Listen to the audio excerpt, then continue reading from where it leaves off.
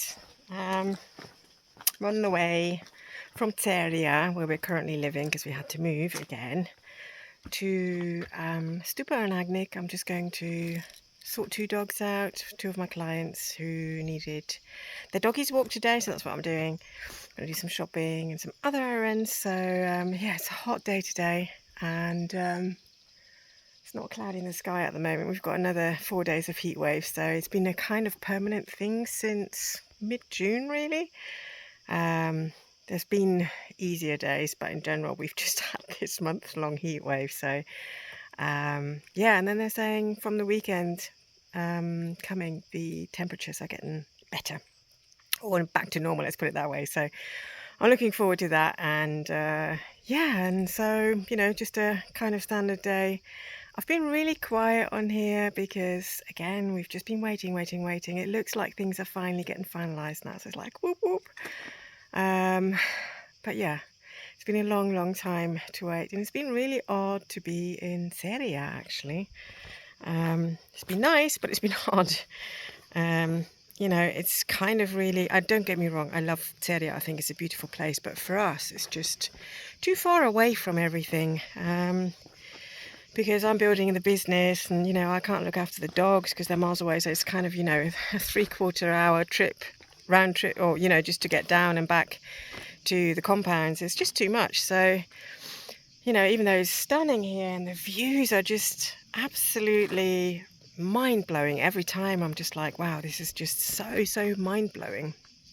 But yeah, it's just that little bit too far out for us. And, you know, we've really chosen to be in community this time. It's really important to us to have friends, connection, even just village life where, you know, you feel included, but not too big. And yeah, just that 10-minute drive down to the sea, that's not possible here. So we haven't been for a swim for 2.5 weeks now. And yeah, it just makes things so much easier when we're in the mid-sea as such. So yeah, so anyway, I'm heading down that way, and I just thought I'd share. And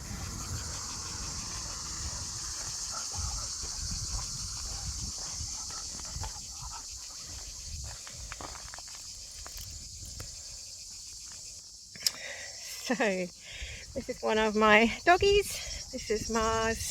So I'm just giving him a little bit of a stroll to have a wee and a poo, and then we're going straight back in because it's just way too hot. But it just gives him a chance to relieve himself, and then I sit with him about half an hour, and then I go home.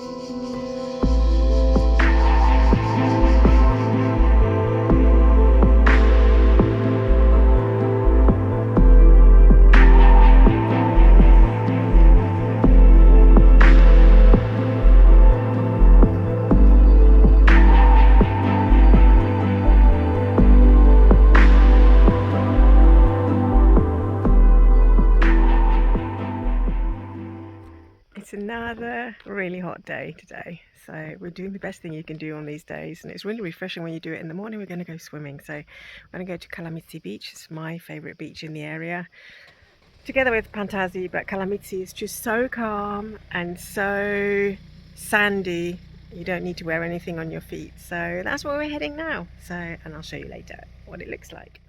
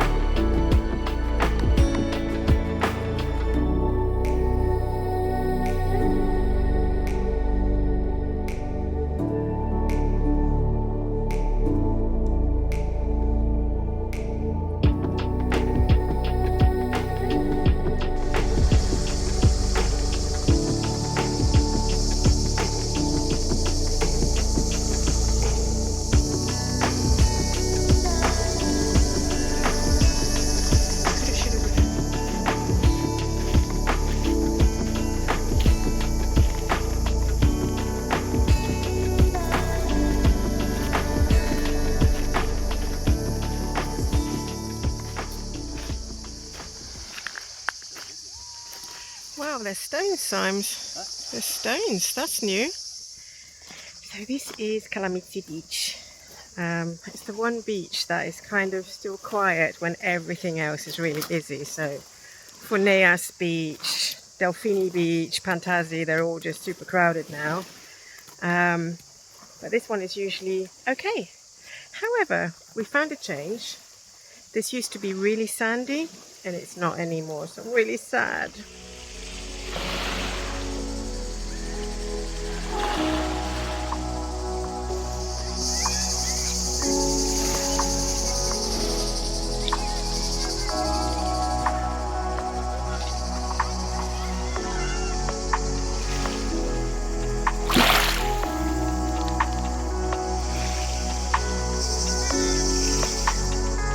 That's it. All done. Back up to the mountain. Into the heat. It's really hot. Already sticky and hot. So yeah, but that was nice and refreshing.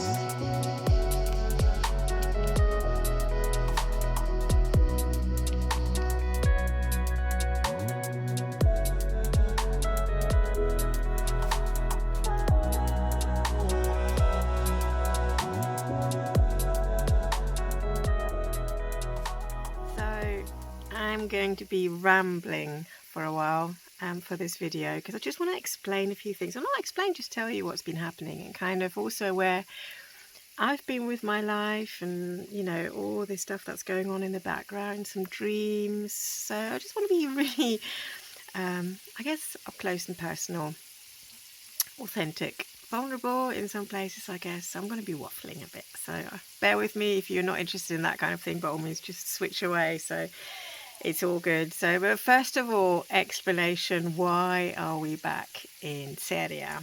Well,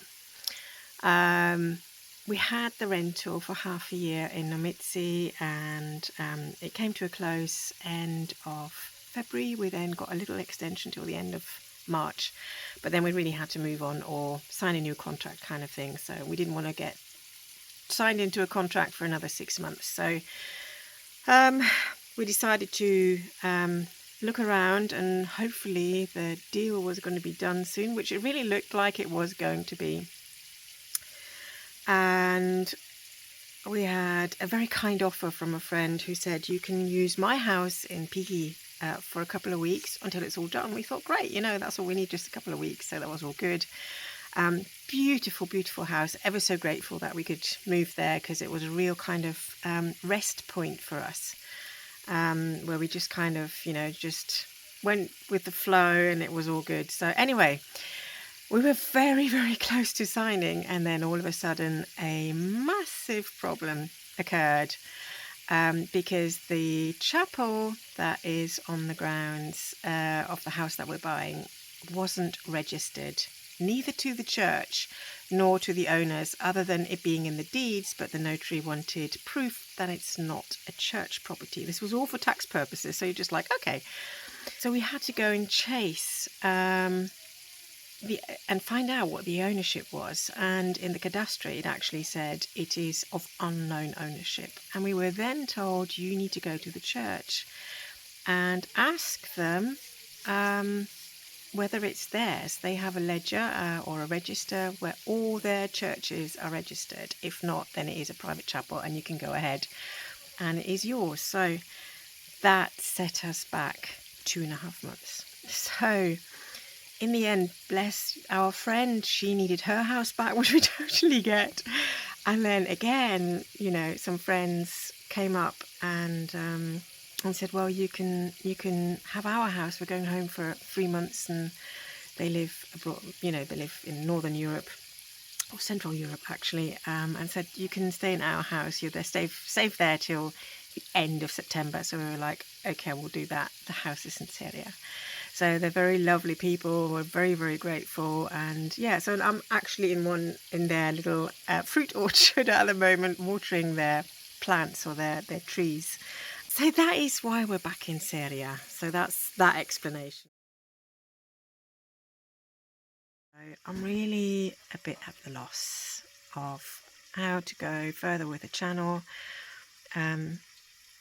whether I niche down, whether I don't niche down. Everybody says niche down, so my head is too busy to niche down.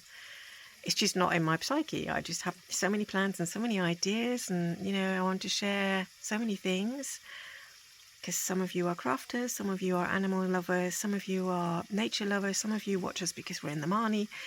What do I do? So YouTube finds it really hard to actually even just niche me down, because I haven't got a scheme. I haven't got an overall thing, as in I am going to concentrate on counting fleas, and that's what I'll do for the next 255 videos. Yeah, so it just leaves you in a really, I don't know, very confusing state, as you can see. So I love the creative process, but at the same time, you do invest an awful lot of time in this. So, a video costs you 2-3 days, plus the shooting, putting everything together. If I do a voiceover, it's even longer. And I know, you, the followers, really love to know what we're up to and see some of the scenery, but it's a lot of energy. And yeah, and so I'm really stuck with this. Unless you actually put hundreds and hundreds of hours into YouTube, and you really want to make it as a YouTuber, which is not my intention. I have so many other things I really want to do. I just don't know how to go on with this. I'm just like, okay, do I just give up? Do I leave it? But then I feel guilty, because I think so many of you have followed us for such a long time, and it's just been such an amazing journey. Then Simon wants to be more private, which I really respect and understand. He doesn't want our life on YouTube as such. So I'm thinking, well, maybe I need to take it down a route where either I'm faceless, or it's just me, but less of my life, but more about, and our life as such, but more about me, my philosophies, my crafting, that kind of thing. That would be a possibility. And that's something I'm still contemplating. And then, of course, there's the whole thing with the dogs and the rescue work, and that I just need to change the water, so I'll be back in a minute. Just bear with me, and this will be my last ramble. I'm sorry I say that, but I might have to put it somewhere else in the video. But see, the way I create videos is very much ad hoc. So I'm very impulsive by nature. I need to be in the spirit of creating something. I hate schedules. It's not how my brain works. I'm a little bit neurodivergent, let's put it that way, and I don't have a set kind of script. Some people are super professional about this, and I'm just not that kind of person. I just kind of go and grab the camera, and if I see beauty, I capture it, and then I'll try and weave that into the videos. And yeah, so because I'm not super structured, I will never be able, I could probably, but will it take the joy out of things? I just don't have this, I don't even know how to say this. It's just crazy, isn't it? I'm just rambling again. Yeah, I just don't create the way that YouTube wants us to create. So they want you to schedule everything for the next couple of weeks, and it's just not how I work, because I capture stuff as it happens. So it's not the kind of creator I am. I just don't have that kind of attention for detail. My brain doesn't have that either. Yet you show me like now, like this, I'm just going to take that through the lights, or at the beginning of the videos, when you see the beauty of light and how it falls onto the earth or through a leaf or whatever, I will grab that moment and just be in that moment, and that's what I do. So, and that's the thing, is like I said, it's just, I just don't know how to be consistent enough to actually, and creative enough in that sense, or good enough, or professional enough, or, to actually ever make it to a professional YouTuber. I just don't see it. So, and that's, like I said, it's lovely to create stuff, but there is a reason behind it as well. It's not because I want fame or whatever. For me, it's also a potential income stream. And, It's one of those. And then there are days where I cringe so much about myself being on video that I think, oh my God, I'm going to stop altogether. That's there too. So as you can see, hundreds and thousands of thoughts and ideas, but I just really don't know. That's the thing. I just really don't know where to head with this. And you know, I'm not the person. I'm not the kind of person who wants to do what so many do, clickbaity, spammy, you know, what's it called, thumbnails. You know, if I were prepared to get less, or you know, be less conventional and modest and reserved, and you know, show off my body, that kind of thing, which in fairness, again, that's a whole nother story where I'm really struggling at the moment with menopausal mayhem and that kind of thing. So yes, you know, even that I just find so difficult sometimes, you know, accepting my new physique and not being able to shed the weight and feeling very insecure and frumpy and just generally fed up in so many ways. So it's, you know, it's this real midlife thing where I'm just like, wow, how do you deal with all that? You know, and I'm not prepared to have my tits hanging out on the picture, on the front picture, so people will click on it, because, you know, it's not who I am. And so I appeal to such a small group of people sharing what I do, and I just think there's so much rubbish out there already. I'm coming back to that, do I really need to add my stuff to that? But then there is beautiful nature here, and I love to share that bit. And so there's so much going around in my head. So if you know what I should do, please tell me, because I haven't got a clue. I don't know where to head with this YouTube journey. So, you know, it's all of that. And then on the other hand, and this is where the other thing is, I feel like I should be carrying on, because I have this intense dream and desire to create something here in Greece where I can help animals on a level that you can't just do without any of the social media stuff. So I really would you know, I every day I think, how can I do this? How can I create a sanctuary for all these unwanted dogs? You know, there's apparently, in the meantime, there's 4 million strays in Greece alone. So that's, you know, never mind the rest of the bulk, and it's 4 million strays in Greece. My heart bleeds for them every single day. I want to do so much, but I can't do everything because we haven't got the finances to back that up. Even just driving around the Marnie and picking up animals or taking to the vets or do this, that, the other, it all costs petrol and money, and you know, and unless you've got a reserve where people are supporting you doing that, you can't just keep pouring it out and not getting anything back. So even that, I'm just really thinking very hard, how can I tackle this? How can we tackle this? How can I create, you know, something beautiful for animals, mainly dogs and cats, obviously. But you need the land, you need the food, you know, it's such a daunting big task, but you do need social media for that. So that would be my absolute dream, you know, that would give me so much satisfaction and so much happiness if I could really make a difference for the animals somehow. So all of that is in this quagmire of me at the moment, and you know, and it's a lot. It's just like, wow, so many ideas, so many plans. Let's start with the house first, and we haven't even got a house.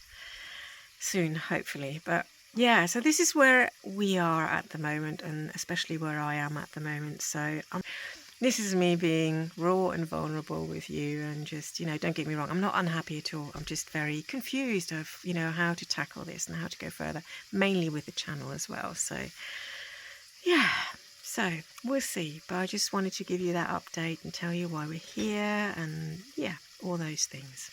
So there you go. That I'll promise you, when we've got the house, we'll let you know, and I'll be in touch. And until then, stay safe. Stay warm if you're in Northern Europe. Stay cool if you're in Southern Europe. and we'll hopefully get some news soon, and we'll let you all know. Thank you so much for bearing with me on my ramblings. Really appreciate that. And yeah, hopefully the end of the tunnel is in sight. So anyway, much love. Take care.